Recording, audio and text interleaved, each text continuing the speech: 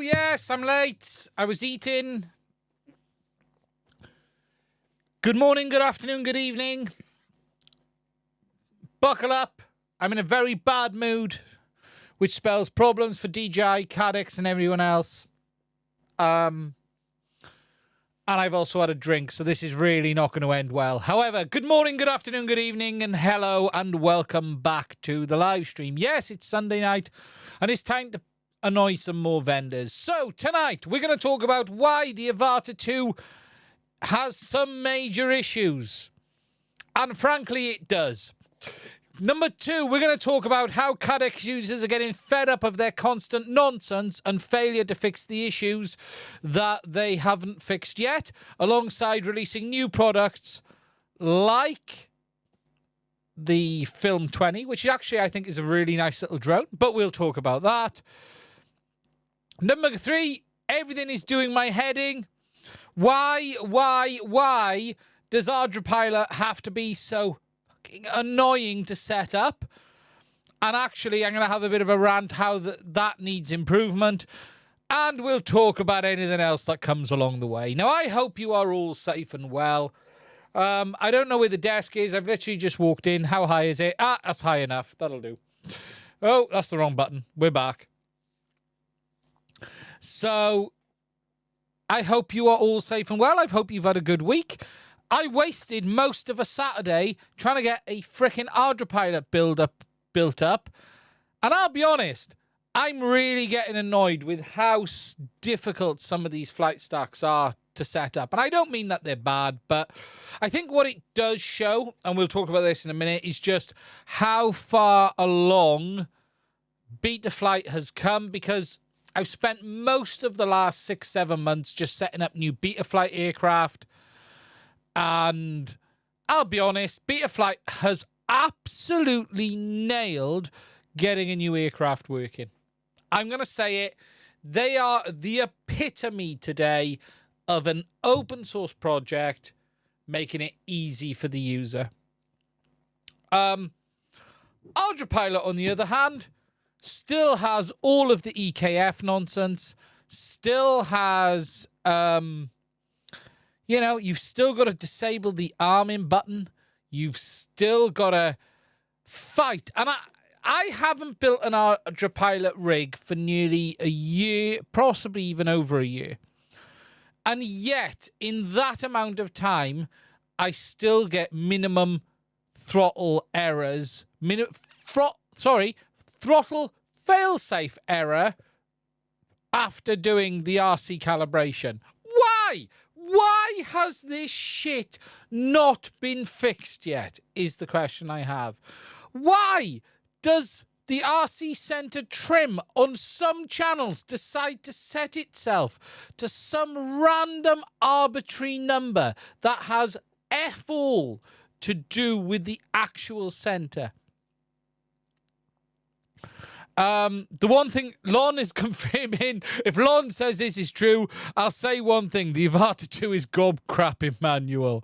Of course, that's most city routes, but it is beyond the norm. You are not alone in that, and that's what we're going to talk about. Now, tonight's subject, I'm convinced EKF errors are not real. I'm with you. Why? Just why? I had inconsistent gyro error on the bench when I'm going, it's not even moving, and I've got an error. Come on. But anyway, so tonight we're going to stir up some shit, but buckle up. I'm going to try not to be too controversial. So, the first subject, and I'm going to try and cut this into a video, because I want to make this as a video, but I'm going to try and cut this into a video. So let me prep for this, and I'm going to tell you why the Avata 2 has some issues. So let me buckle up. So this first section is about the DJI Avata 2 and why it has some horrific issues. And actually, they're not horrific, but the reality is this. The Avata 2 has some fundamental flaws. And the biggest fundamental flaw that this drone has is DJI's marketing, right? Because whilst this drone is phenomenally good, what it isn't is a 5-inch freestyle quad. And whilst you may get sucked into the DJI marketing on this drone as it flying down hills through ravines, flips and rolls, the reality of this is that it is an underpowered, borderline dangerous cinewhoop at best. It is fantastic at doing what it is designed to really do, which is fly around and get nice footage. What it is not great at is flips and rolls. You can do it, but it is insanely underpowered. But more than that, it is incredibly brittle as well. And you really do need to take this into account. DJI will tell you that this drone is capable of all this stuff. And it can do these things. But just because you can doesn't mean you should. And what is really different about this is it is incredibly brittle compared to the original Avata. And we've come from two different positions, right? The original FPV drone, the legs would fall off if you looked at it the wrong way. The Avata was just so far the other way, it was incredible. I have frisbeed my Avata across a field and thrown the battery and done no damage. And I did that like 8 times in my video testing the falling out of the sky issue. This isn't as brittle as the FPV drone, I'm going to say that, but it certainly isn't as strong as the Avata. And you need to be so careful with this drone. And my advice is, this is not a freestyle quad, right? Some things that have really come to light, though, is about the weaknesses on this drone. And if I just go to the desktop view, here you will see a number of people's posts. There are these posts going around where we've seen the ducts break, we've seen the motors fall off, and there are some real key areas on this drone that we now know will get damaged. And if we flip to the overhead, the first big ones is the motor areas, right? These arms are hollow. These are U-shaped arms that go to the bottom plate, that go to the motors. You have the sort of top pieces, you can see on mine look a little bit damaged because they have been removed. But this is hollow. This will snap, and the weak points on this drone are here and here at the back. They will snap here, but the main weak areas is this area here and this area here. Now, the duct on this drone is not replaceable. It is stronger than the arms on the FPV drone, but it is also breakable. You can see there it will wobble, but there is no easy way to replace the duct on this drone. And the reality of this is, if you crash this, there is a very real possibility you're going to need a new shell, which isn't available to buy today. What we're also seeing, and this is a bit weird actually, this area up front isn't as strong as you would think as well. And I've seen some bend in here as well. And we're seeing these bend in. You can probably straighten that out with a bit of heat, if I'm honest. But you are seeing these bend in too. Now, the reality is with this drone is incredibly good at what it's designed to do overall. But what you've got to separate off is designed to do versus marketed to do. It is very good. It is incredible how good 04 is. But I'm going to be honest, this drone flies like a heap of crap, a heap of shit in Acro Mode. Honestly, it is all over the place. Its tune is wrong. There is something fundamentally off with the tune that DJI may fix. But more than that, it is incredibly underpowered. And I don't actually think it's motors or battery and things like that. People are saying because it's got lithium ion. It's not actually lithium ion. I actually think this is LiPo, not lithium ion. Ignore what people are saying. I think it's actually LiPo, not lithium ion. What is doing it is the DJI nannying software. And you can actually hear it. If you listen enough and you fly it enough, you'll actually hear the software back the motors off. You can actually hear it sort of pulsing the motors. It is software restricted in speed, no matter what mode you're in. even in Acro Mode, when I said, how the hell can DJI restrict the power in Acro Mode? Well, they can. Because what they're doing is backing the motors off. And look, this drone is great for what it's designed to do, but don't fall for the marketing. It is not a 5-inch quad. It is not a freestyle quad. It can do a flip and roll. If you put this into a banked roll, there is a very real possibility you will smash it into the ground because there's just not enough power to get out of it. And the issue here isn't the drone. I actually think there is nothing wrong with this drone apart from a horrible tuned Acro Mode. Okay? Is the first Avata better in Acro? Yes. It definitely is better.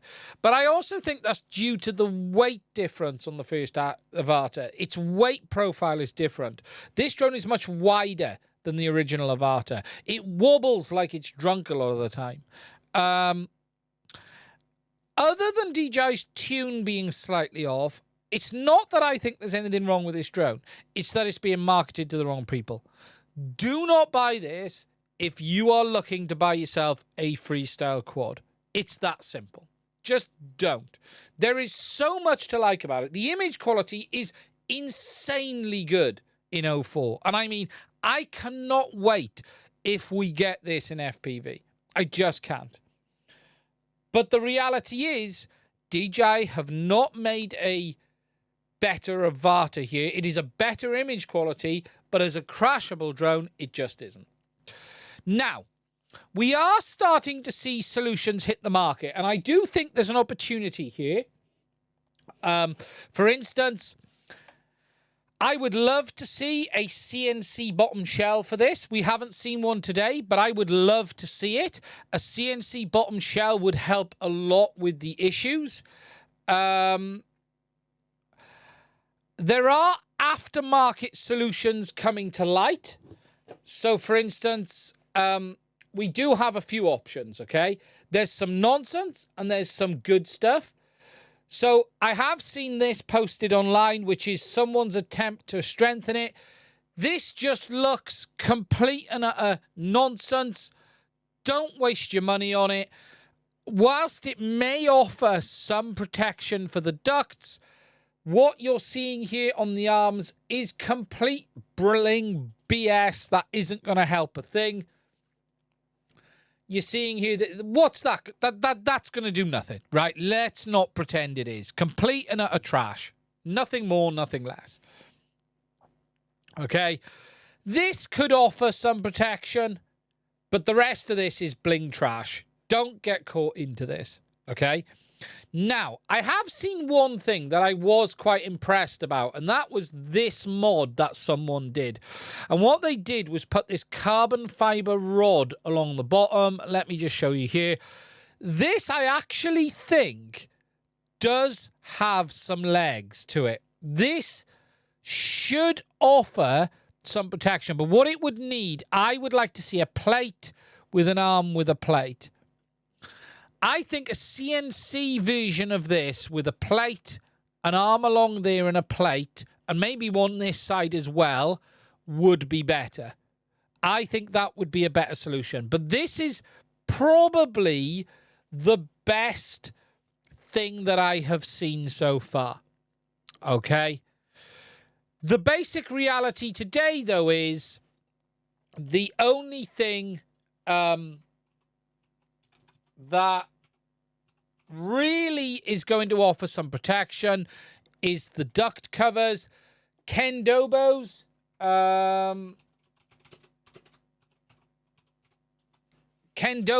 duct has sold incredibly well, I believe. This is his here. I think this is Ken's. Let's just check. Ken's duct kit, I believe. Yeah, original Dobo. There we go. Ken's duct kit has, I think this has been a very popular item. It looks to be the best option that I have seen on the market today. His bracket for the top which he calls not a good idea, is really not a good idea because it's covering the GPS. I wish Ken had put a hole in the middle here for where the GPS is. Okay, the GPS should still go through the plastic, but I would like to have seen a hole right here because that is right where the GPS is. That bracket needs to be a little bit more forward to allow the GPS antenna to stick through. I'll send you a consultancy fee, Ken, in the post. But I have to say, I think Ken has done an incredible job with his duct. I think this is probably one of the best options to offer some protection out there today. It's the arms that is the biggest issue, though, in my opinion. And as I've said, I think this is the best solution I've seen so far, but I'd like to see something better. For me, I think some CNC pieces to go across here and here. I don't think carbon fiber is going to cut it because none of this is flat. Okay, so this goes down towards the motor, up towards the screw, down towards the motor. And that's the issue here. I think an aluminium piece would be cool. A full CNC bottom plate would be the beans. But other than that,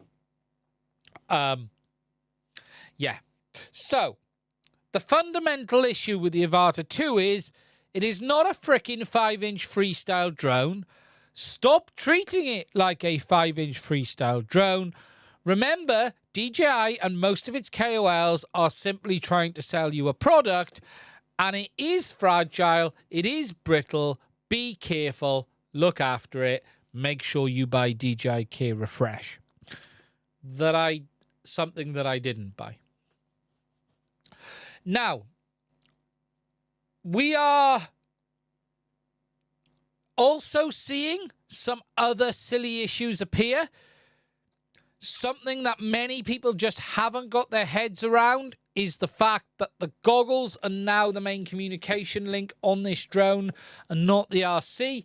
We had a gentleman who turned his goggles off as the drone was hovering next to him, which put it into failsafe. Clearly his home point wasn't set properly because it took off, flew to the next area, and then landed. Unfortunately, it landed in the water and he lost the drone.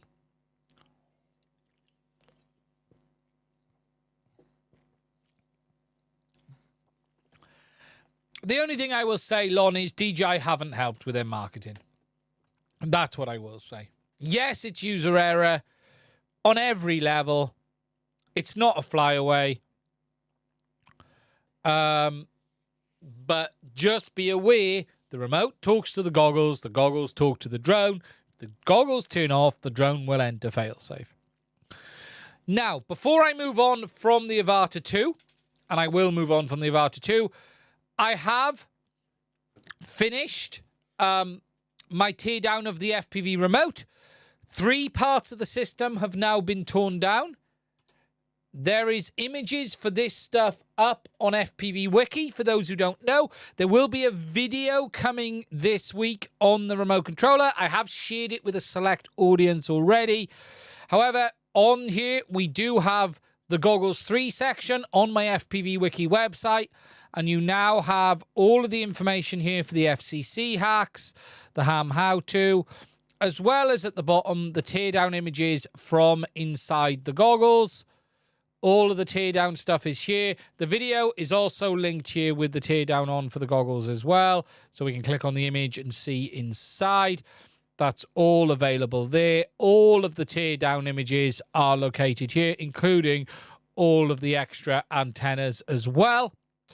The cameras, the front antennas, the RF antennas, the gyro, everything is located here.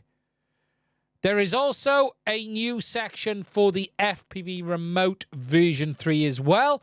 Here is an exclusive look at the internal images with regards to the remote, the JFK transmission, the compatibility. And here you will see inside the remote controller,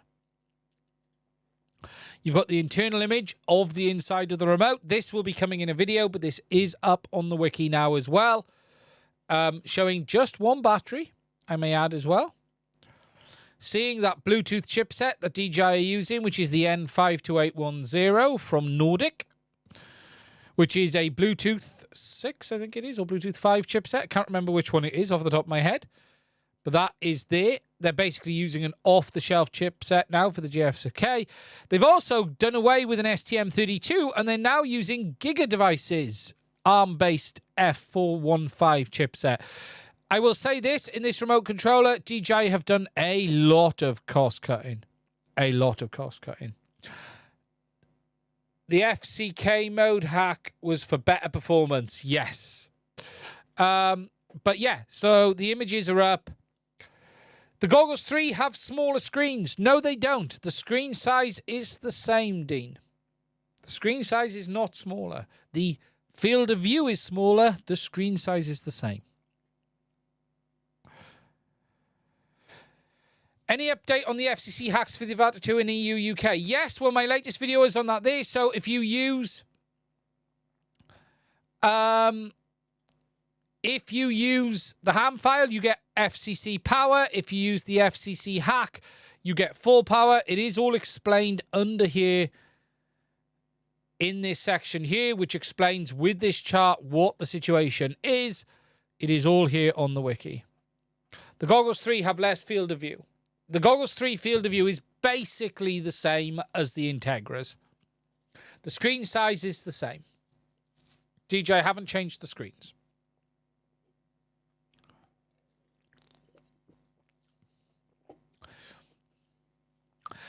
Someone asked, when will we see full compatibility? No one knows. Look, if you want my bets on what will happen with the Goggles 3, okay? My firm bet is as follows, okay? Goggles 3 will support O3 at some point this year. They will not get support for the DJI Air unit in the Caddx Vista. The Integras and Goggles 2 will get support for the Avata 2, as will the FPV Remote version 2. However, there will be a hard line in the sand. So the FPV Remote version 2 will only work with the Avata 2 when used with the Goggles 2 and Integra, and the FPV Remote 3 will only work with the Goggles 3. I don't think you will see FPV Remote version 2 and Goggles 3 compatibility. I will actually warn you that potentially the FPV Remote 2 will not work with the Avata 2. DJI in their documentation have only actually shared that the Love Toy 2 combined, not the FPV Remote 2. It isn't confirmed the FPV Remote 2 will ever work. Goggles 3 at some point will get O3 support. They'll also get support maybe for the original Avata, but I wouldn't hold my breath. And the best goggle choice will end up being the Goggles 2 and Avata for probably the next 12 to 18 months. Just like the best choice today for goggles was the V2 goggles because they had the most compatibility. I think you're going to see that most compatibility slide up to the Goggles 2 and Integra from the V2. V2 will not get support for the Avata 2. V2 will not get support for O4. That's my personal belief. None of this is fact. We're going to have to wait and see.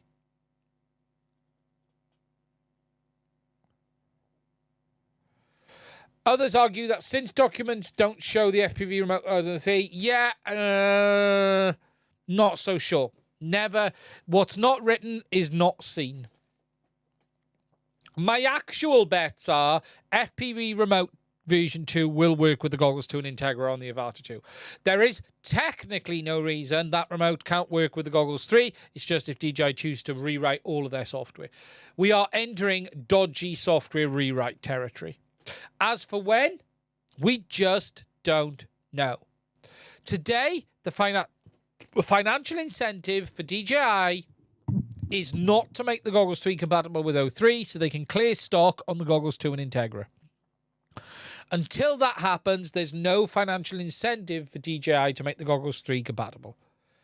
When Goggles 2 and Integra stock goes, that is likely when you will see the compatibility come. So that's where we're at today on it. Really, there's not a lot more to share on the Integra, the Goggles 3, the 2, the Avata, other than that. Yeah, we're just going to have to wait and see.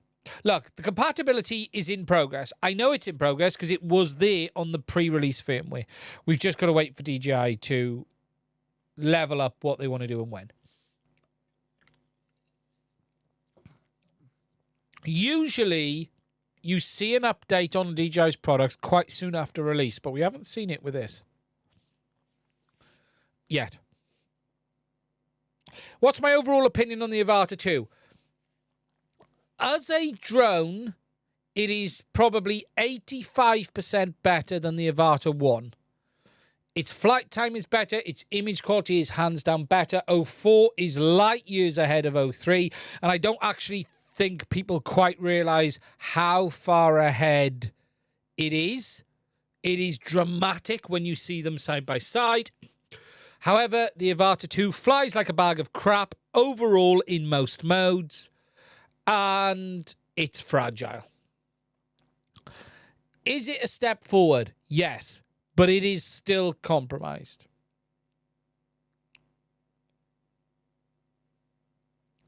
I have a question, a sensible question, he says, the man. Given that God is infinite, when will it? Yes, it's been raining here in the UK today. Yeah. Any issues with flying and having Goggles 3 lose signal and the Avata 2 fly off a bit? Right, so what we have seen is some confusion over the way this all works with the remote.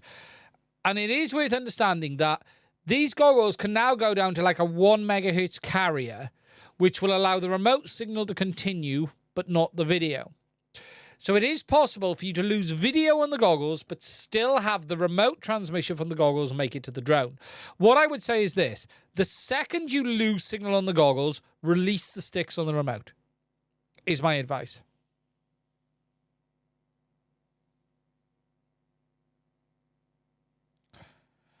I heard that a hidden Wi-Fi access point is already enabled on the Walksnail Avatar 2 VTX. There's no Wi-Fi on the VTX. The Wi-Fi is enabled on the goggles. It's been there since they released. Talk about latency compared to 0403. It's negligible. I have been doing the latency testing. It's a little bit less. There is not a person on this planet who is going to be able to tell the difference.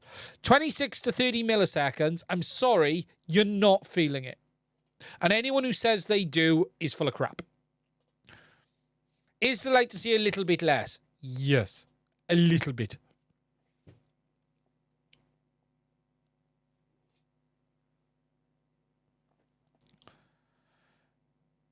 How's the RC3 going to work with 03? It might not. It might, but DJI are going to have to do a lot of rewriting. And again, I don't recommend anyone should use the DJI remote. If you want to record in 1080p mode, then you can get sub-millisecond. Yeah, remember, the latency mode is tied to the frame rate. 100 frames a second modes are the lowest latency on Avata. But it's not 34. 03 is 30. 29 to 30. This is 26. It's not dramatically different.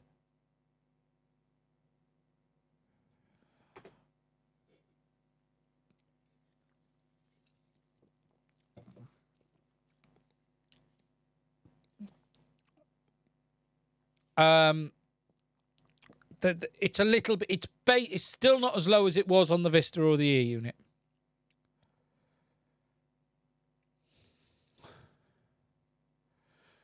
Carrying a GoPro on top of Avata has been weird. Now they're installing carbon fiber protection. Yes. Right.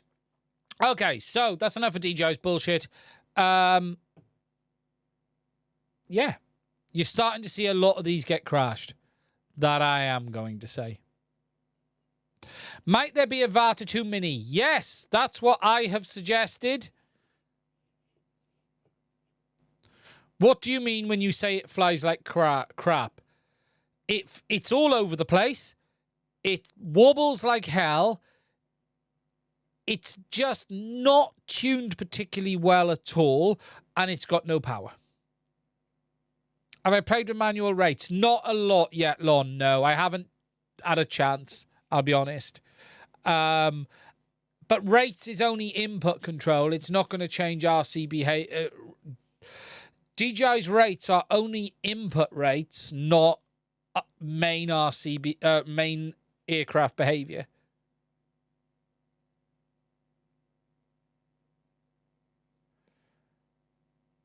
It flies like an Ultrapilot quad.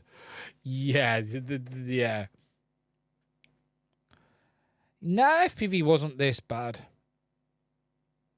Until I see a review of real-life 04 unit in 2004, I'll be sticking to 03. Yeah, look, we don't know what 04 will bring yet as an A unit. There's so much complexity to 04 as a standalone. You have to take into account, right, that this camera is dramatically bigger.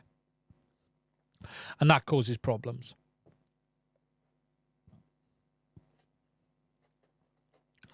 It's, yeah.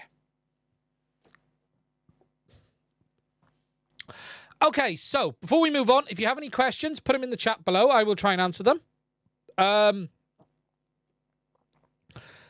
That's really all the DJI news there is. As I said, we will do the release of the remote controller teardown late in the week. Just got my new ND filters. Lost 2 of the 3 from DJI. Yeah, that's just always sucks. Let me just get me stream. Will a firmware update? Yeah, they could fix that. Look, the wobble is software. They can fix all of that. They can fix all of that. I'm just trying to sneeze. Okay, so the next thing we're going to talk about, and actually it's quite interesting because this week I put out my review of the new little Caddx drone, which I've lost. Where has it gone? I don't know. It's now vanished. Well, that's rather unfortunate.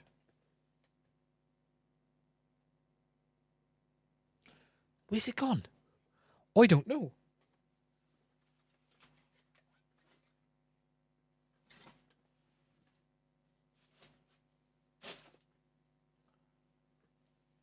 Well, this is rather unexpected.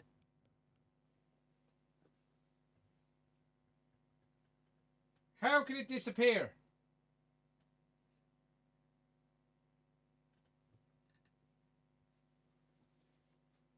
How can it disappear? One moment. I just don't understand how it could have vanished. 1 second.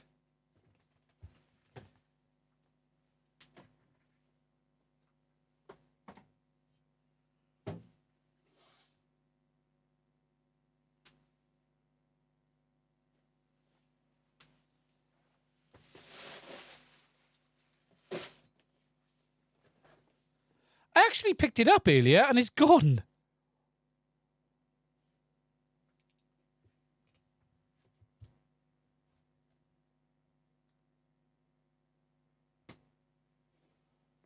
Unless it's in the back of my car. Did I actually pick it up earlier?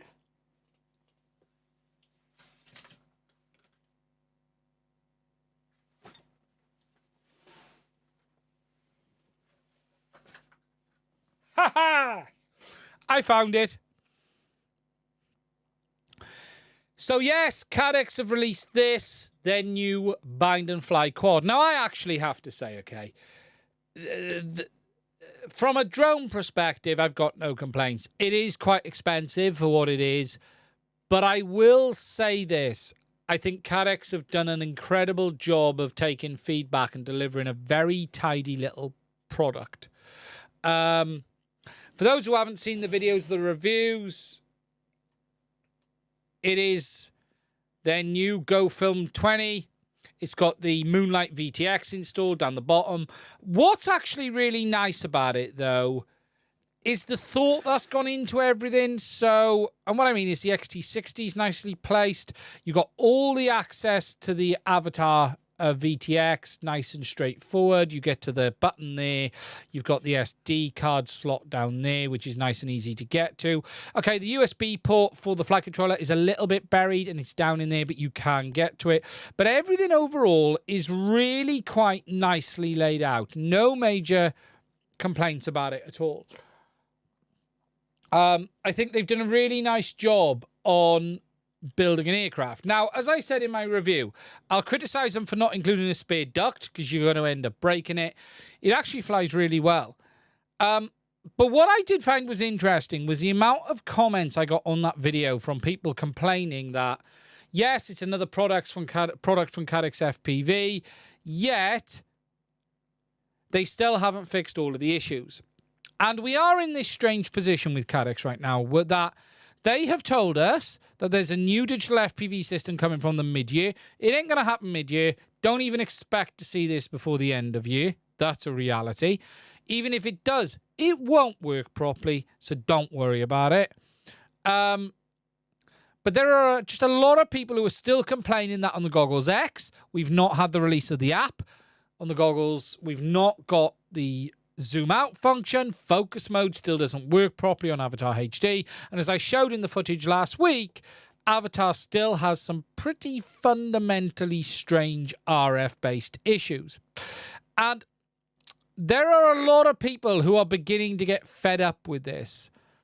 And it's going to be interesting to see if all of this positivity that was there from the community and Caddx users starts to drift away. Like, I've been really clear on my stance with the product. I was the person that said don't buy it when it was out and it's in alpha state. Today, I still sort of class it as late beta production. Really, it's still a beta state. What is also really concerning is this. If we go to Caddx's website, right? This is frankly bullshit. If we go to downloads, right, and we go, okay, we want firmware.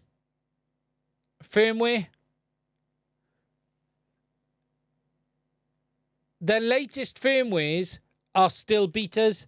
They haven't released them as full firmwares, and that's been the case for some time now. So 37.42.7 is still a beta.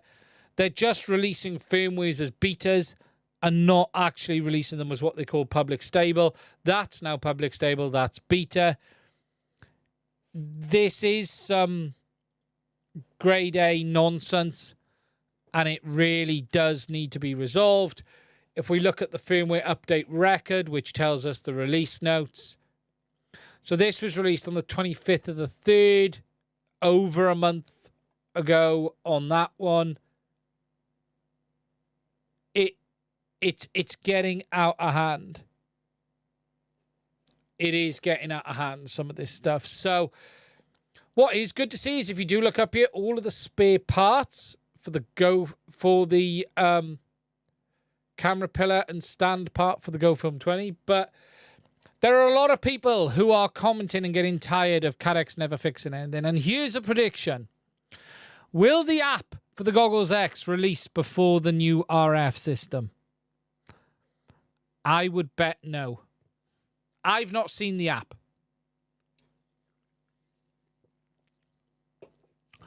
I've seen no evidence of the app even existing.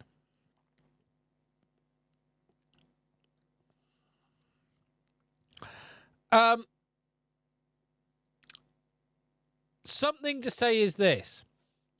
Whilst they've been bumbling along, HDZero have been quietly doing some interesting stuff in the background. Watch this space.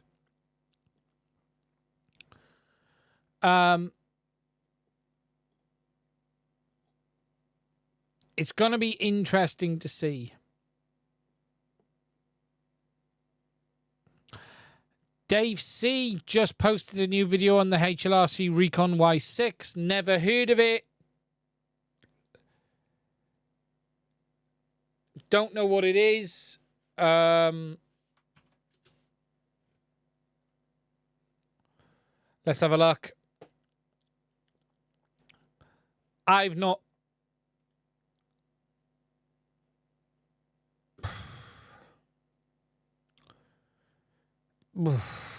not tried it. My question would be this.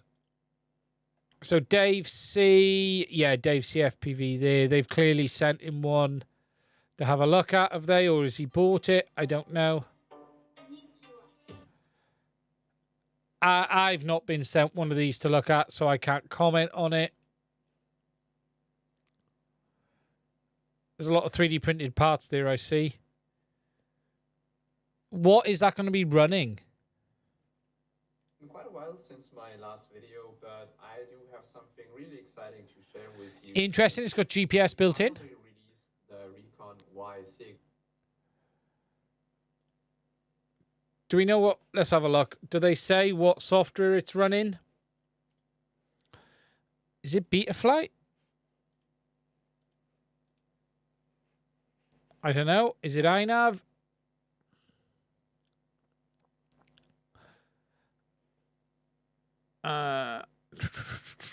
Do they actually say?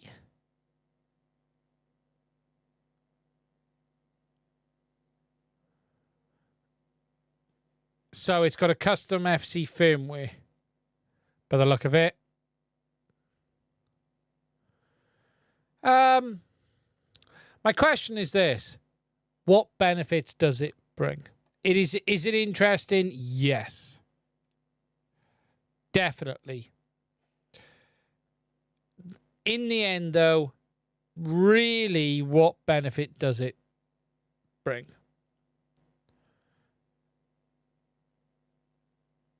A lot of motors. You got flight time. They're saying no load battery up to 20 minutes. With 6 motors, really? I'd be interested in trying it. That's for sure. But not so sure about that. Not so sure about that at all. So, with regards to Caddx, it's how much time do we are people going to wait? And I don't know. What I did find was interesting was just the sheer amount of comments on people saying, but why don't they fix the products they've already released? And it's an interesting observation for me to sort of see people talking about that and complaining about that. So, we're going to have to wait and see. I haven't released my re-review of the Goggles X, and there's a reason for that, because there's not a lot to say. The main fundamental issues, what I think is clear is most of the overheating issues have vanished, but we are in winter. We need time to understand this in good weather, and we're not there yet. So, what I will say, though, is I do think they've done a very, very nice job on this quad. I actually really like this little Cine Whoop. I actually think they've done a very, very good job. Okay, we've had a super chat. Marky A2, Avata 2, sometimes getting jello wobble in the video and recordings from the drone in 25-mile-an-hour winds and 60-mile-an-hour up. Like a bad prop rock steady, a wind maybe. It's got some tune issues. I've seen the same, Mark. In any wind, some wobble makes it through. It is not stabilizing well. My suggestion would be to turn rock steady off and put it in wide mode and use gyroflow to manually stabilize. The Avata 2 is really not designed to give great footage in winds. It just doesn't. It's a wider platform. It definitely gets buffeted about more. You can see it in the goggle. It is absolutely getting pushed around more. YouTube has freaked out on me. And I can't get rid of the screen. There you go.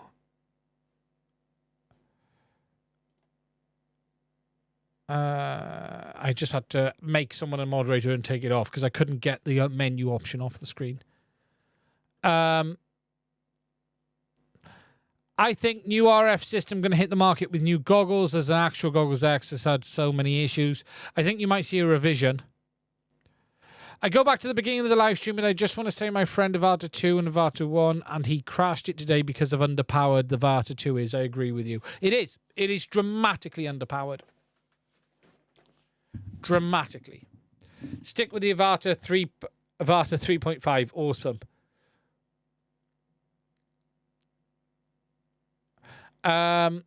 That's the Hornet Y6 config. Yeah, it's rather an interesting drone.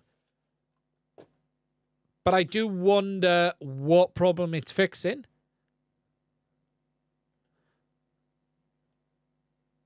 Interesting, nonetheless. I've not dealt with HLRC, so I can't comment on it.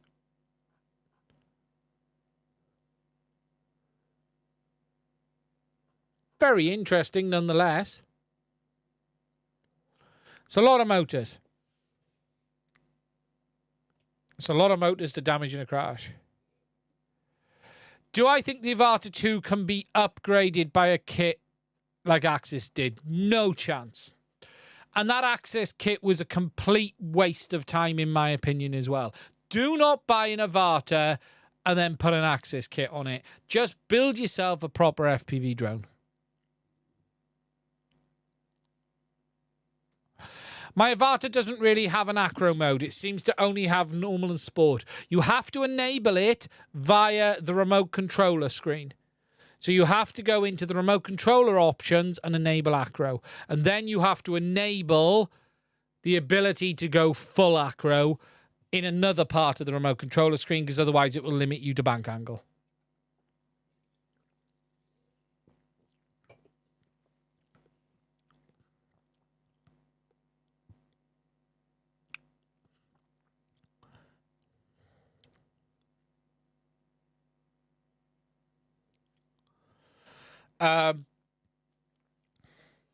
Now, if you got any questions, put them in the chat and I will try and answer them. My next rant is ArduPilot. Now, I am a huge fan of ArduPilot. I've been a big fan of ArduPilot for a very long time. However, Saturday, I built a new aircraft. And I'll be honest, I lost a day getting that aircraft sorted. The absolutely bloody stupid errors for no good reason that you go through with Ardu today. The motor test functionality, that doesn't work properly. The RC calibration process, that clearly doesn't work properly. And just the overall setup has not improved in Ardu, and it is really starting to fall behind the other flight stacks in this area. Ardu has so many options, it's incredible. But its out-the-box behavior is just horrible, and they need to do something. Flashing firmware is really easy, but then you are left in this whole mess of the first thing you need to do is disable a safety switch, because if you haven't got one on your card, it won't work. And all of the new CAN GPSs don't have a safety switch. Then you do the RC calibration, and for some reason, you get this constant error of failsafe throttle error, yet it is set correctly. Because the idea is you set the failsafe throttle value to below the normal throttle value to a level that it shall drop to in the event of a failsafe trigger. You then get random EKF errors.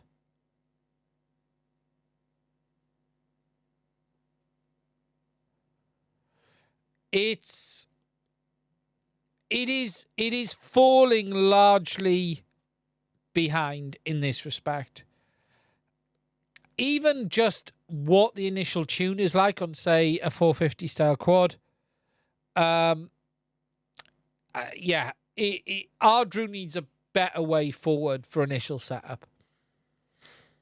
It needs a much better guided UI setup than it's got today in Mission Planner.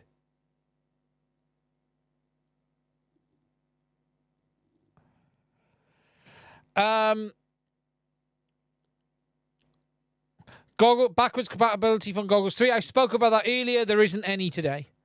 About Walksnail, I understand this. Some are angry. It's not going the way we want as fast as possible, but look where it is from the beginning. It's improved a lot. I'd actually argue it hasn't. I'd argue it's still as bad today as it was from day one. Name me 3 things that are better, because they're actually aren't, right? They made the RF behavior worse in some ways with regards to the way it performs in greens and lumas. What have they actually fixed, if you think about it? What have they actually fixed that works properly? So focus mode didn't work on the day one. And it still doesn't today. I think they definitely improved some elements of the video quality. I would agree there. But they also ruined some others as well. But they've been tweaking it.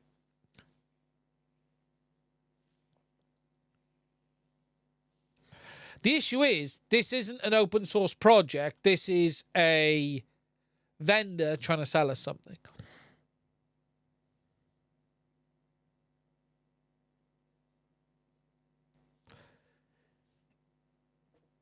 Thomas Anders, even Andy's Chimera tune is terrible. Done better using the wiki and help from Mad's Discord instead of help from Ardrew. Yeah, with Ardrew, I'm just disappointed how hard it still is to set up today. I do think they need a much better out the door experience, because it's horrific. It's just, you're sitting here with AKH or AHRA errors, and you're just like, what, why, what does all of this mean?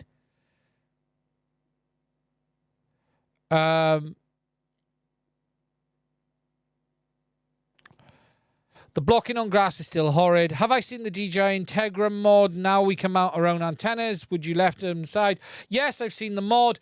I personally don't believe there is any good reason to replace the antennas on the DJI FPV goggles unless you're putting on XAs, okay? So, there are always a lot of questions of people saying, should I put left-hand or right-hand circular polarized antenna on my air unit? What about the goggles, the linear? Okay, the first thing to understand is the DJI FPV goggles version 2, the Goggles 2 and Integra and the Goggles 3 all have linear antennas. Now, you're all probably sitting here going, yes, but there's a theoretical 1.5 dB loss going from linear to circular polarized if you were to use a circular polarized antenna on your quad. And you are correct. There is a theoretical 1.5 dB of loss. However, you have to understand what that 1.5 dB of loss is. That 1.5 dB of loss is a straight linear antenna to a single straight left or right hand circular polarized antenna. So you've got 3 dB of loss going left to right hand circular polarized, or 1.5 dB of loss of going linear to circular polarized, either way. But that is single antenna to single antenna in the same plane. In theory, your DJI goggles don't have one antenna. These goggles actually have 6 antennas. The Goggles 2 and Integra have 4. You have 2 at 45-degree angles on the top, and you have 2 at 90-degree angles in the nose. Your antennas on these goggles are not a single linear polarized antenna in the same plane as a single circular polarized antenna. Your goggles have multiple antennas. They are MIMU, multiple in, multiple out. I don't believe the amount of gain loss, if there is any at all, is even worth considering between linears on this and circular polarized on the drone. I would just use whatever antenna you want to use on the drone. It will be fine. Unless you're flying flat and straight all of the time, you're not going to see it. And even then, that is a theoretical loss in a single antenna to a single antenna environment. You have 4 antennas in these goggles, all at different angles. You're fine. Don't worry about it. Don't go wasting huge amounts of money on antennas you don't need. So if linears are better, then could you test the Lumineer O3 antennas? I don't recommend any... There is zero need to replace the antennas on the DJI goggles. I've said this. I tested the Flyfish RCs. I saw no benefit.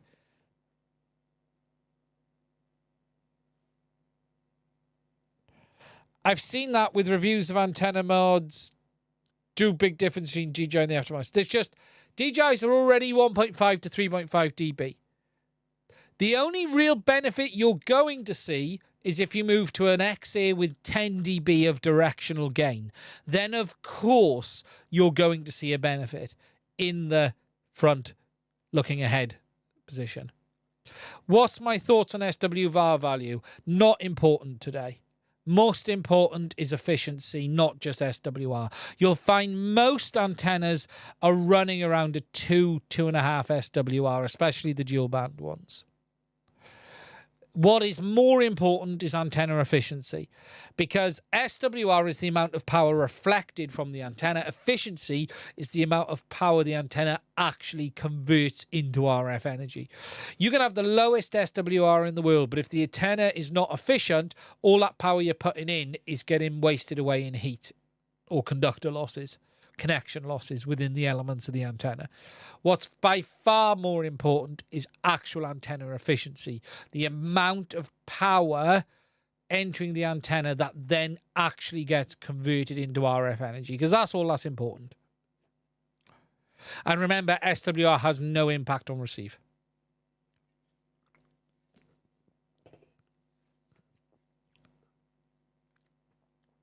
MCFPV, great video. Thank you for that. The only real big benefit to antenna changes is directional. Because remember, you know, people get confused about antennas, okay? Antennas don't improve signal. All antennas do is collect the signal that's out there. So all they do is a better job of collecting more of the signal. So for instance, if you take 2 circular polarized antennas, one with a 3 dB gain, one with a 1 dB gain, right? The big difference between them is the one with 3 dB gain probably has a wider null area at the top. So think of it like a donut. The antenna is very sensitive around the middle. At the tops, it's not very good at all. There is always a payoff. There is no magic solution for creating more power. All it is doing is collecting or distributing the power it's got in a different pattern. So if you take an XA2, that's 10 dB of gain. And that is because it's not transmitting all around, it's pushing all of the RF energy it's got forward.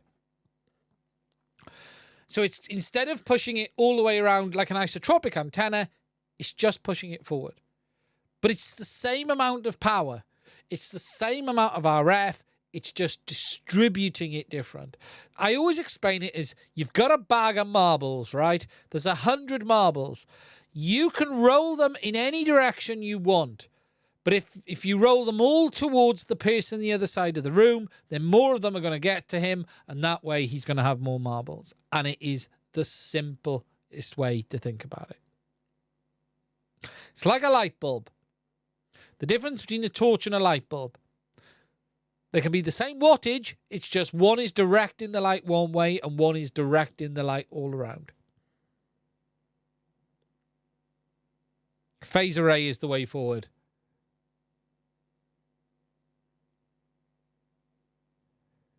Light bulb and flashlight. It's the simplest term. Light bulb and flashlight.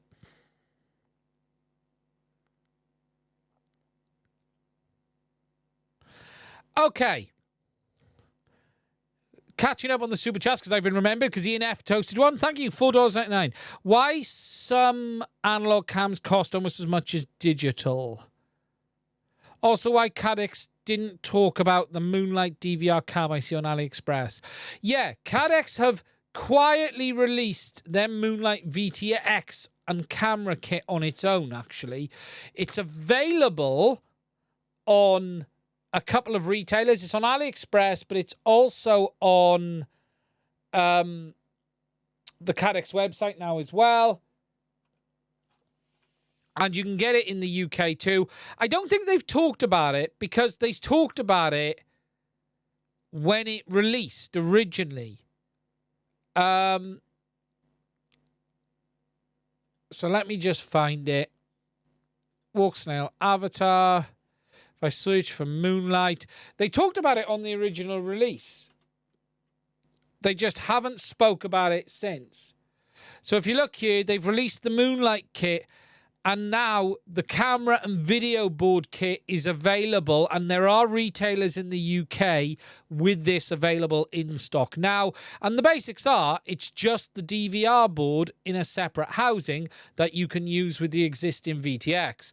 What I don't know yet is how that's going to behave from a firmware point of view, because it's worth understanding, in the original Avatar Moonlight VTX, which is this one, the VTX board is the standard one. It still has all the onboard storage. But the firmware tells it to ignore the onboard storage and use the SD card. I haven't seen firmware to use that board with that yet, and we don't know how it's going to communicate. So it's going to be interesting to see. I haven't seen any firmware out yet. I guess you're going to have to flash the VTX with the Moonlight firmware, is what I guess, but we haven't seen any documentation to confirm that yet. Why do some analog cameras cost as much? I think it's volume. It's basically volume. There's no cost difference in making a digital analog camera. Really.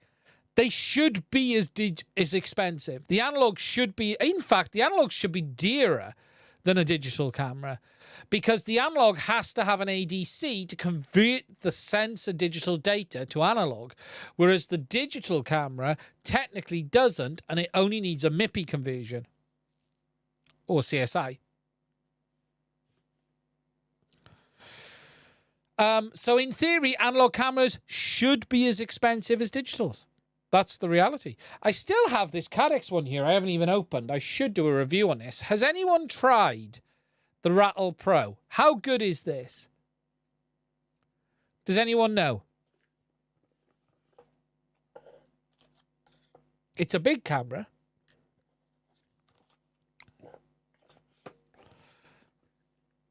I haven't tried this.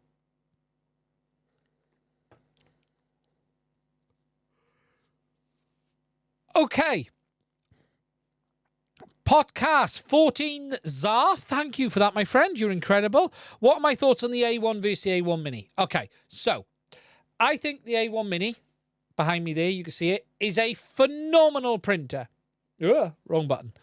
In fact, I think it is the best cheap 3D printer available today. The A1 hasn't been available, but it now is. Okay? And I haven't looked on Bamboo, so let's I haven't looked on their website on this. I don't know what the costing is.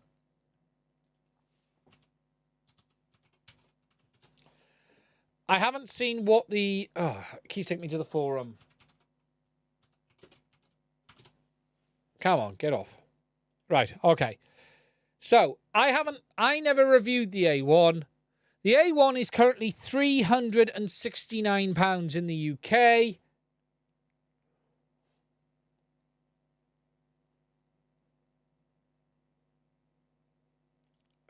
£369. Right, so wait there. The A1 Mini on its own is 230 quid, which is a bargain, right? The A1 is on its own 369. Look, unless you need the bed, go for the Mini. Just go for the Mini. The A1 is an incredible printer. It is as good as the Mini now the bed issue has been resolved.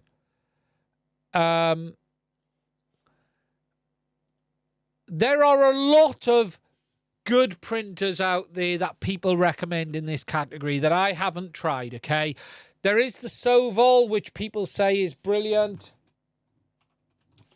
I haven't tried it. That didn't work.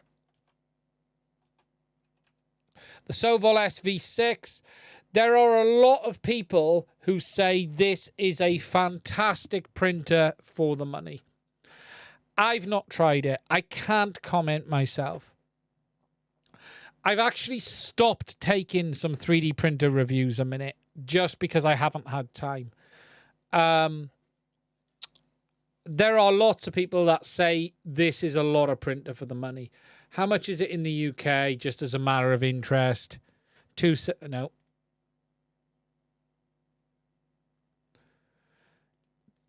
That's a lot of printer for the money. The Mini is a phenomenal printer, though. There is the Creality that a lot of people have said good things about. I ain't talking about the K1s.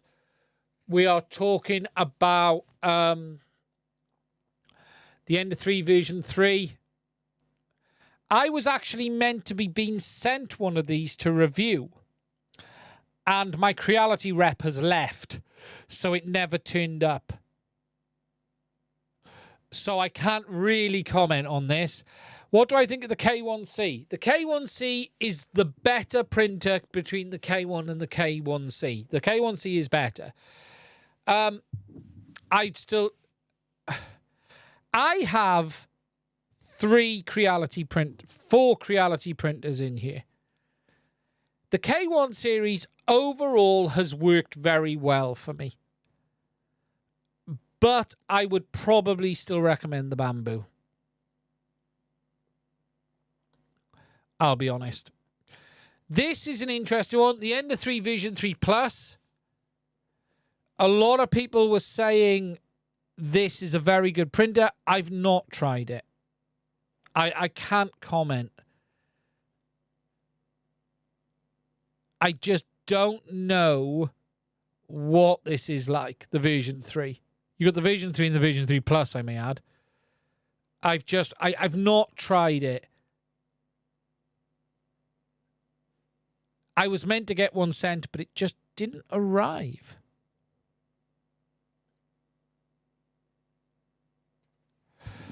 I still prefer the Bamboos. I'll be honest. I printed some stuff on the P1S last night. It's such a good printer. Such a good printer. I'll be honest. I'm really lucky, okay? I get to try this stuff, and I have the pick and choose of what I want to use. I have no reason to choose in this room to use the Creality over the Bamboo, over the Prusa there, or whichever one. What I choose is the printer that I know is going to just work for me. And I'll be honest, every time it's the Bamboos. I just always turn on the Bamboo and print on it because it just prints every time. I just don't get that with the Crealities. You know, my K1C is there, my K1 is over there. In fact, I got two K1s, K1C, and I got the 3 Bamboos. And the Bamboos are my go-tos. They're just the ones that work. I wouldn't... Look, what I would say is this on the AMS. Unless you have a very good reason to do multicolour printing, I wouldn't bother. Always troubleshooting problems with the Creality. Yeah, and that's the problem, James. Oh, John, I can't read that from here. Creality do also have their own multicolour filament system coming soon, apparently. But I haven't seen it yet. As I said, I don't have a rep at Creality now, so I don't know what's going to happen. I have actually written to them this weekend to say, hey, we were meant to be getting one of these. Do you want to send it or not? I still wouldn't mind having a look at this Ender. Because how much is this? If we if we just have a look in the store, so we're going to go with the United States. So I think the A1 Mini. So how much? See, that's a cheapish print. It's not super cheap, but $329 isn't bad for that. I actually think this could be a very, very good printer. I actually think it does have a lot of potential. It really does. It has the feel of being something potentially decent. It's a lot less complex than the K1. But I haven't tried it. I do like the look of it though. I have to say that.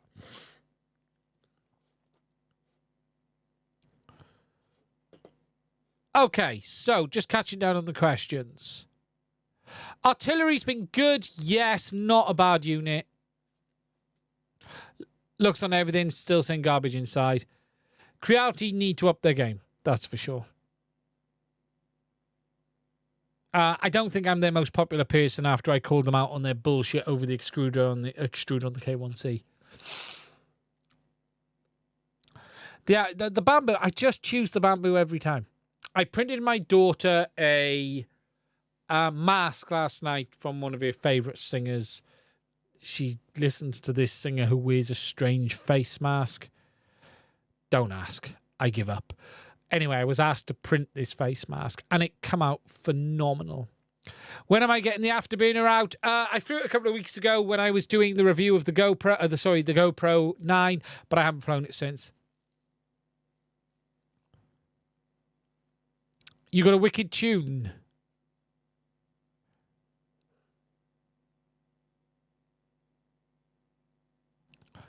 Doug, that's a nice printer.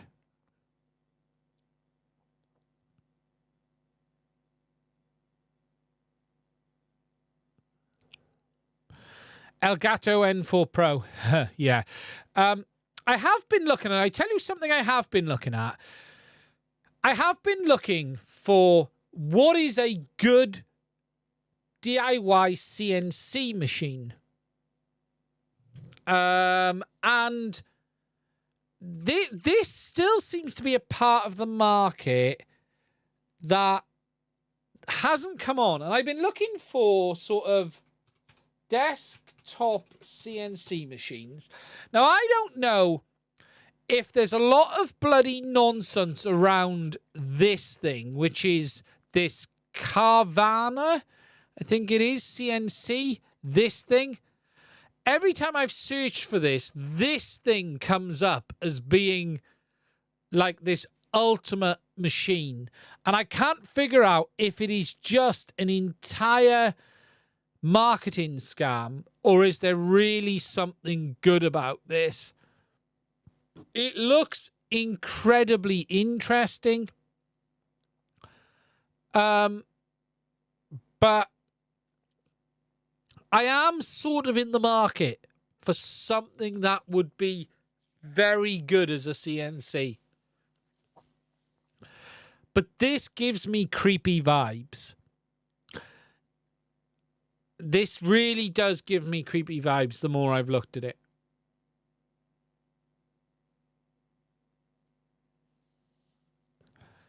Ask Bamboo, they may enter that market too. I would love them to. Now, I've got a Snapmaker Pro. I got the Snapmaker A350. But the CNC software is junk. Their own Lubin software is the problem. The machine is actually very capable, but the software is junk. And whilst you can use it with third-party software, you just don't. You can, but it's just a complete ball ache is basically what I'm going to say. You can use it with Lightburn if you want it for the laser, but that's a nightmare. I tried it, and look, the Snapmaker is nice, but Lubin is just a waste of time. It still doesn't have proper CNC line following features, and it still has the same bugs today that I brought up in my review of it nearly a year and a half ago. I'm not doing metal. I'm looking at carbon fiber and maybe things like PCBs and stuff like that. I know about the risks with carbon. I'm not after a fourth axis, but what I'm looking at is something decent enough. But this isn't cheap. This is like $3,500, I think it is. And I've seen a load of reviews on it, but I'm just getting dodgy vibes on this, if I'm honest. Actually, it's $5,000. I don't have $5,000 to spend on a CNC machine either. But I'm just getting all sorts of vibes on this. Now, I don't know what others there are out there. If anyone... there are lots. You've got this thing. There was a few best product reviews. You got these cheap Chinese ones, which are just a waste of time. But I've just seen nothing that seems to really come close.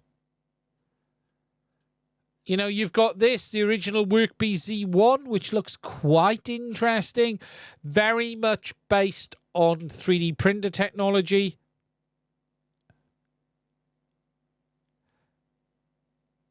I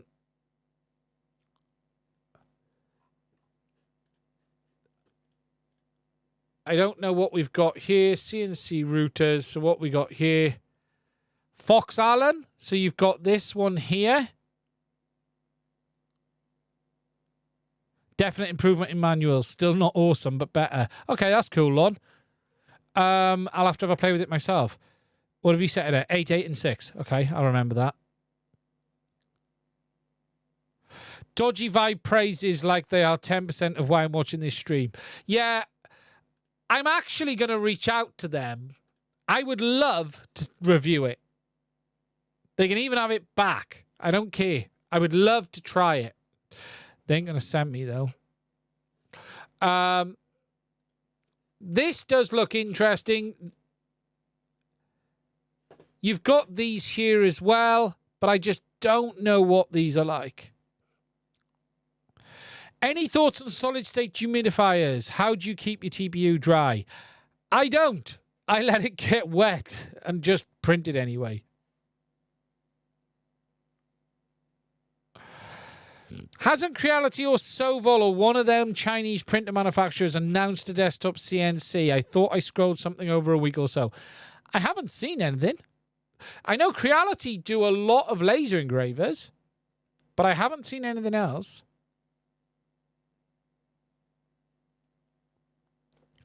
James DeHonnet, wow, that is quite expensive. It could be a scam. That's why they pay people for good reviews. Yeah. Voron doing a CNC. The Voron guys are doing a CNC. Really?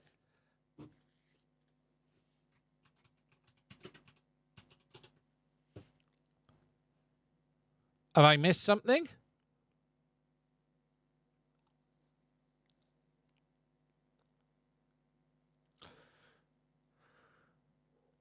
Voron Cascade.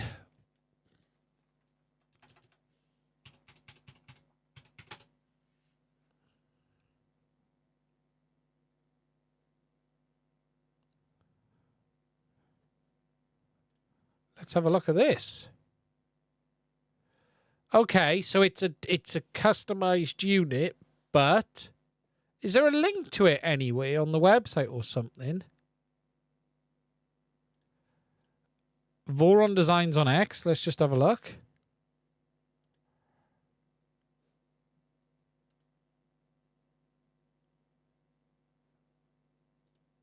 I'm not seeing it on the website.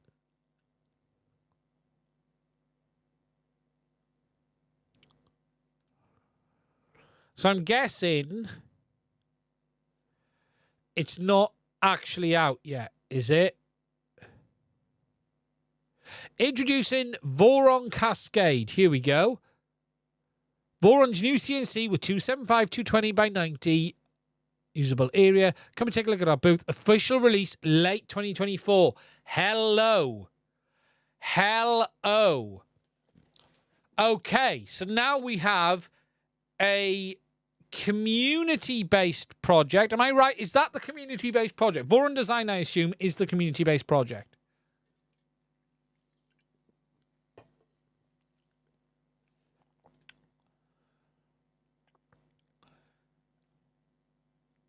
Now, that is interesting.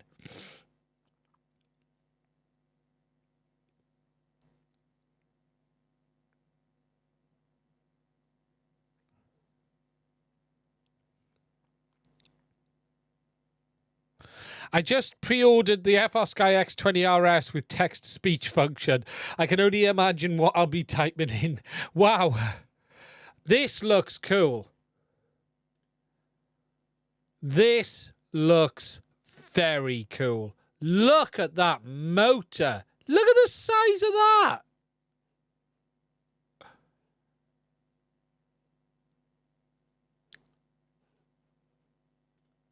Okay. Let's see if we can find the video.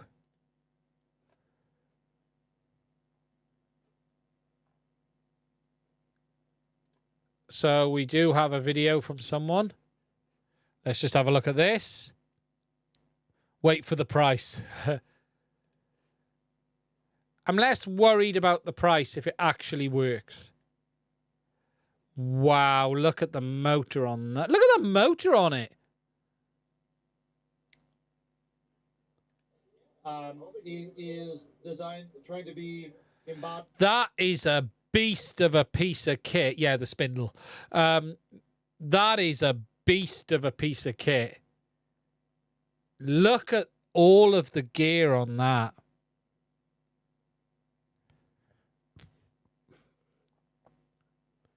Stop talking. Show me this.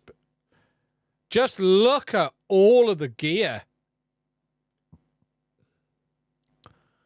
Oh, wow. That is looking a monster.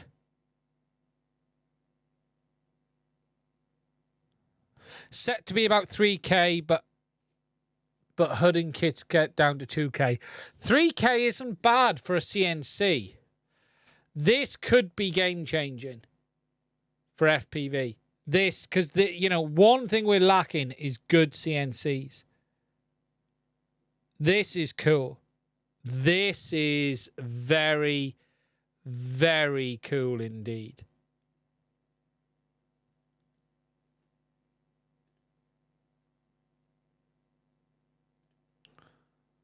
What is not to like about this?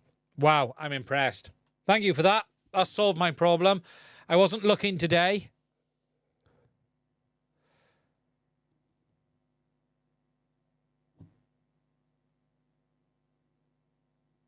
I've used PCB Wave for such pieces.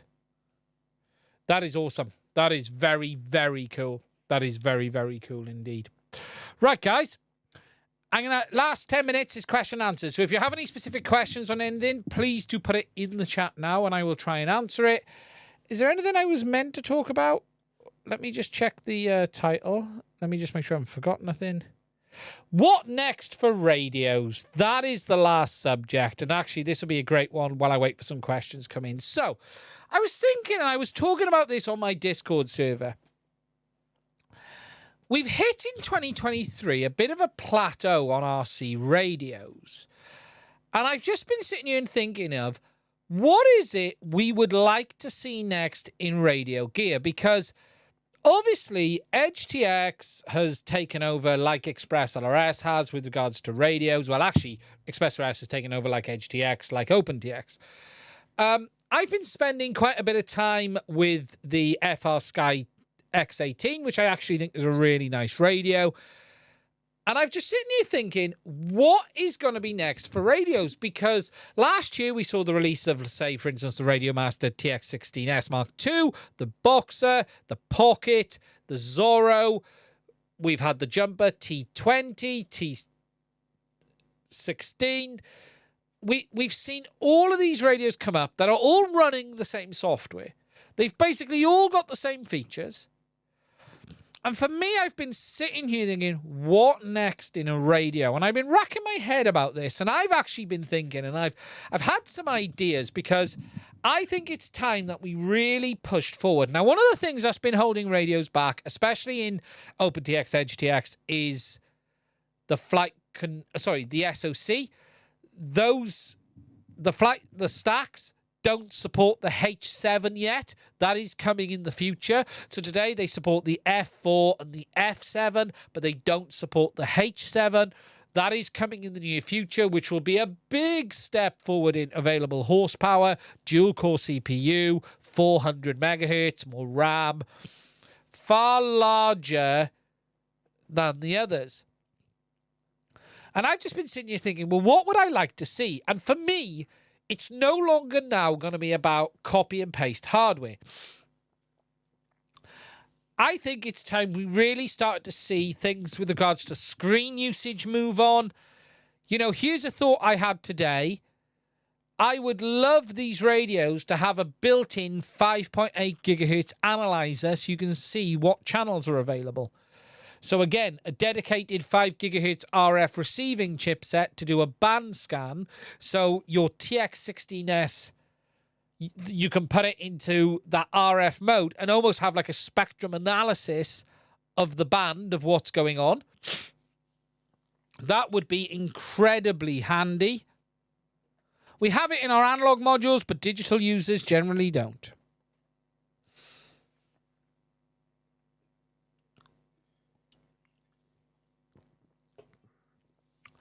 I'd like to see maybe some really cool stuff done. An FPGA maybe in there to allow for a lot of customization programming. You know, I'd like to see a lot more of the logging done in the radio than on the quad. You know, I'd love to see proper native black box logging of every flight on the radio. That's just done in the background. You don't have to touch it. So all of the voltages, everything from the telemetry, all gets logged in the radio itself permanently.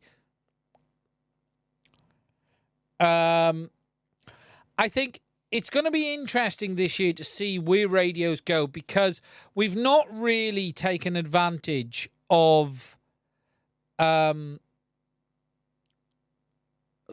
screens and the horsepower that is available.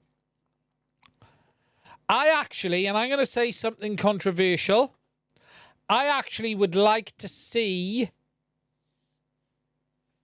HDX have a bit of a rewrite from the UI perspective. I don't think it's as nice and as good as it could be. I actually really do like what FR Sky have done with Ethos. Ethos definitely appears to be very, very straightforward and easy to use. I like the OS that they've written for that. What will H7 bring? More power. Some more power to do stuff on the radio is what it will bring.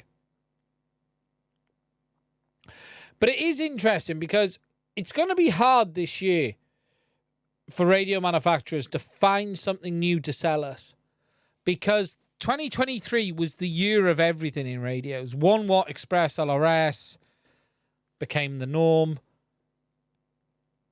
You know, when you look at, I'm going to do something people are going to hate me for.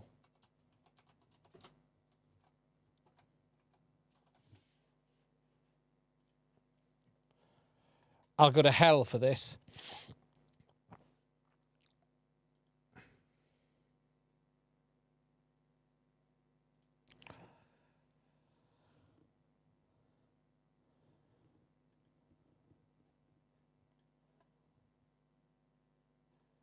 When you look at how some of these radios look,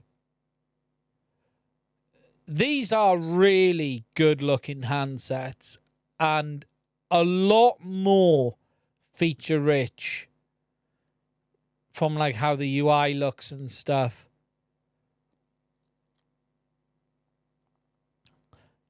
Did I see the 10 watt analog module? Yeah. I think there's a lot of opportunity here on stuff like this. Gemini 900 2.4 would be good. Yes, dual modules. I'd like to see dual modules become the norm. I'd like to see 2.4/900 be the norm for Express LRS radios. But there's some nice handsets out there. And I'll be honest, if their website actually works, because this website has not worked all weekend. It's not looking like it's going to want to work now.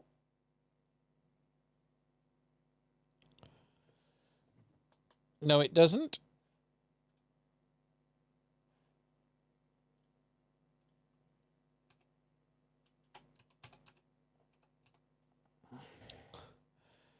Let me just find what I was going to show you.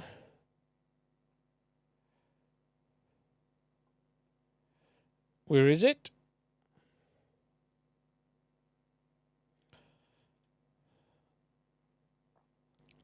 You've also got things like these, the FR Sky X20R and the X20RS. These are very nice looking radios.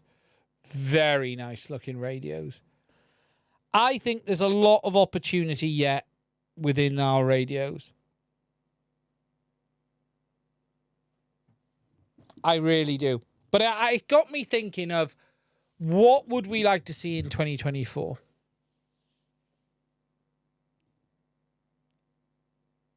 We're going to get more white on black OLED instead of LCD. Eventually touch input also on smaller screens probably. Yeah, most likely. Waiting on the Avata 2 firmware update. Lon has just said, played with the Avata 2 rates. Real pilots often write off these settings, but they actually make a difference. I'm going to look at rates on sport and normal as well.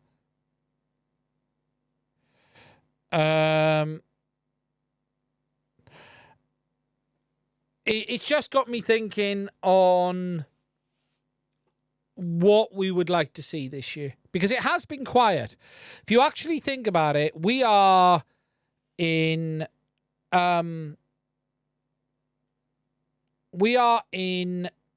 May, and there's been no real new radios this year. It's been a while. This time last year, we saw so much come out. So much come out.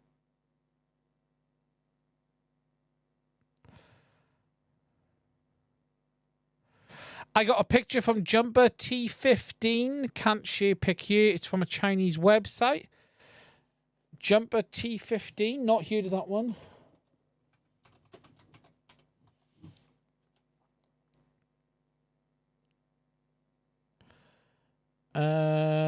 If I search for images. Are you talking this thing?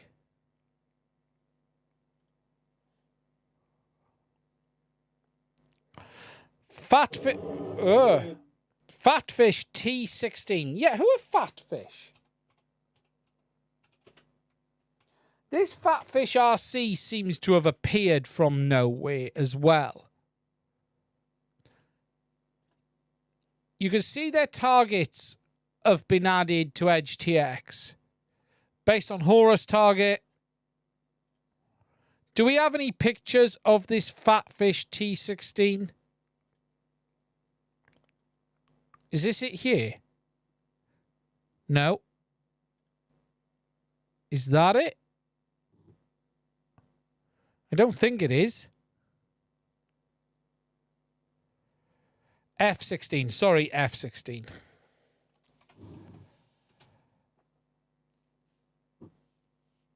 Yeah, it is the one I saw posted. I don't really know where this has come from. Does anyone know who Fatfish RC are? So if you haven't seen,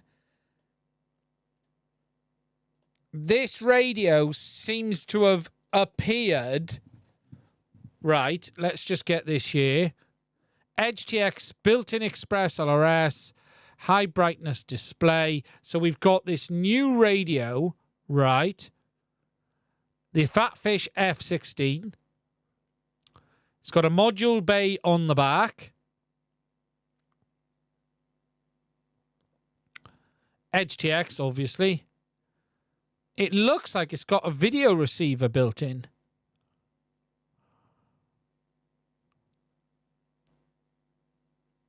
JR Bay analog module.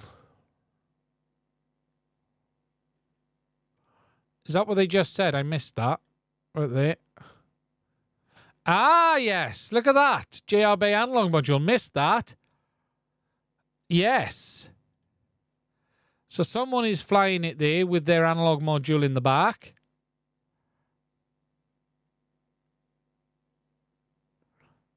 You've then got the analog module input there. Anyone know who this brand is? That is superimposed. That is superimposed. You and I can see that is superimposed over the screen.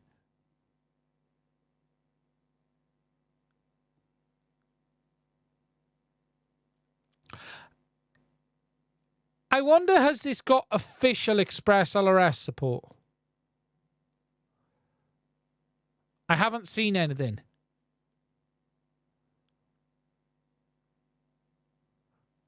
And there's a Fatfish RC video module.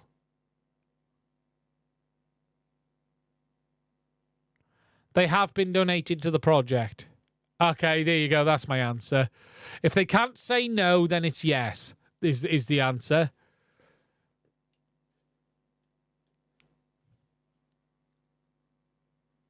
Interesting-ish radio.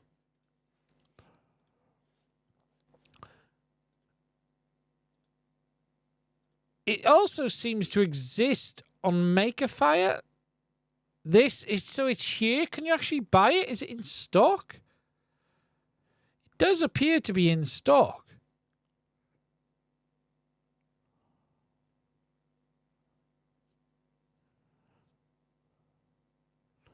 $199. Interesting-ish. Those gimbals look small. Is it me, or do those gimbals look very small? Like very small.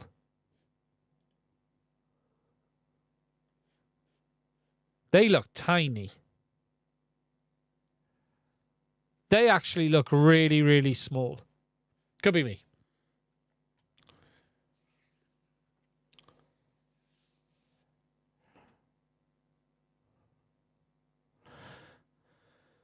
Okay, so that radio is just hot. Okay, so catching up on the chat before we finish up. So who will pay? So do I think 04 telemetry is better than the ELRS or Crossfire? If you mean the RC Link, no. 04's RC Link is just not as good as any of DJI's RC Links. Should never be trusted compared to standalone. Hi, Mad. Loving your videos on the Avata 2 until I want to go for... But now I'm not so sure. Will I be able to build a drone with 04 and use a controller goggles in the future? Maybe. We don't know today on 04. If you're after a freestyle quad, build yourself an 03 one. Stop worrying about it. 04 may come in the future as a standalone. We just don't know when. My understanding is DJI haven't even started it. 04 is a standalone. They haven't even begun. Review it. Yeah, I'd like to take a look at it. It does look a bit cheap.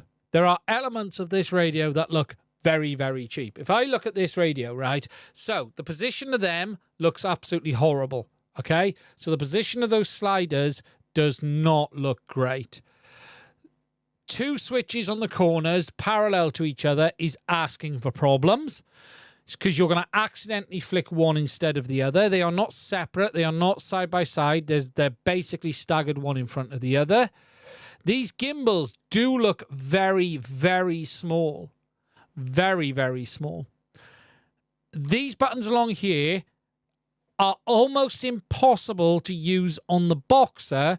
They are going to be even more impossible to use on this radio because they are above a much larger screen. You are never going to feel for them in flight. You are just not. The ergonomics don't look great, but that could just be the way it looks. The gimbals look very small. Things don't look proportioned well. FatfishFPV.com. Ooh. There is a website.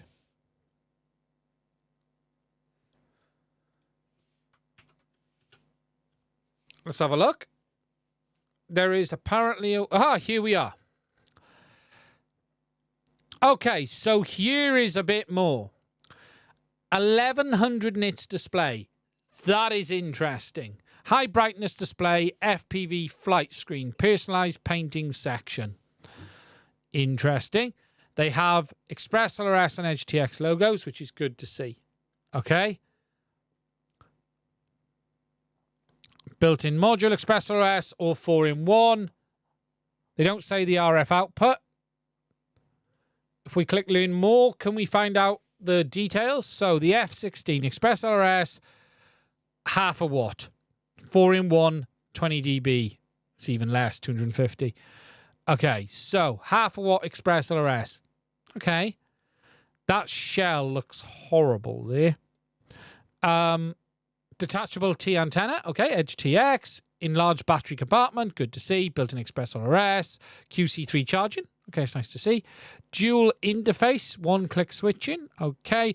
Universal JR bin design. Very interesting. 4.3-inch color touchscreen with 1100 nits, which again is very interesting to see. Built-in Express RS. Okay, so-and-so, so-and-so. JR warehouse expanded, more possibilities. Yes, yes, yes. High precision Hall rocker. So they got 360 Hall sensitive gimbals.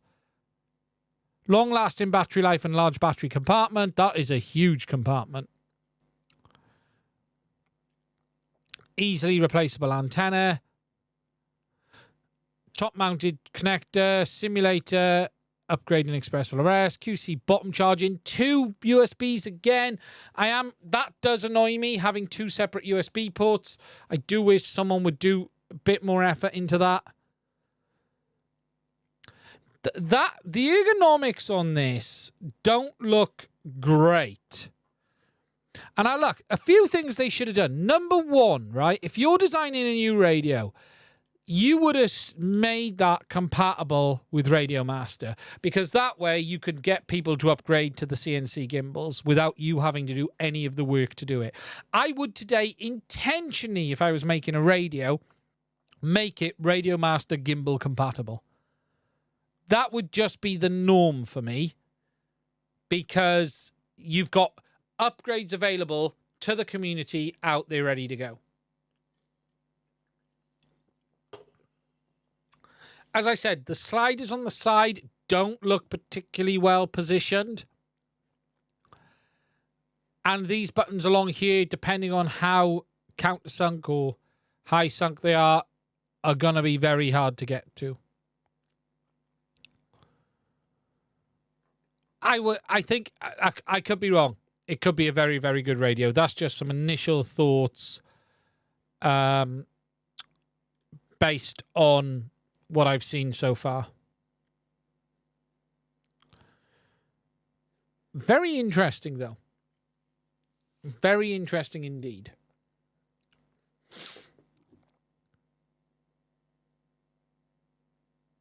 Yeah, we do. We do need one in hands. You wouldn't do it in baby poo yellow either. Is it me, or 3 to 3.5 inch the new 5-inch these days? Absolutely. Absolutely. Podcast, I want to thank you for your 35 ZAR on the solid state filament dryers. I tend not to dry my filament. What I will say is Creality have a new filament dryer. I can't tell you what it's like because they sent me the wrong one, which doesn't work on 240 voltage. There are some new Sunlu ones coming out, which I might be reviewing. I just get yourself a filament dryer. The key, though, is if you're going to buy a filament dryer, buy with one of the ones that can go up to 85 degrees, because that way you can use it for all your filaments. A lot of them only top out at 55 or 60, and that's okay for TPU, okay for PLAs, but not good for the other filaments. Try to get one that goes to 78, well, about 80, 85 degrees if you're getting yourself a filament dryer. Lon is flying. Try not to crash, Lon. What are these issues with the Avata 2? We talked about that early on in the stream.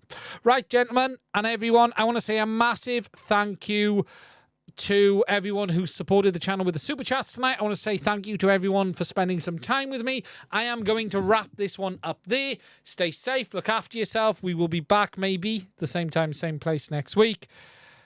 We're nearly at 55,000 subs on this channel, and I nearly missed that fact this week. It's rolling on. Look after yourself. Stay safe, and I will speak to you soon.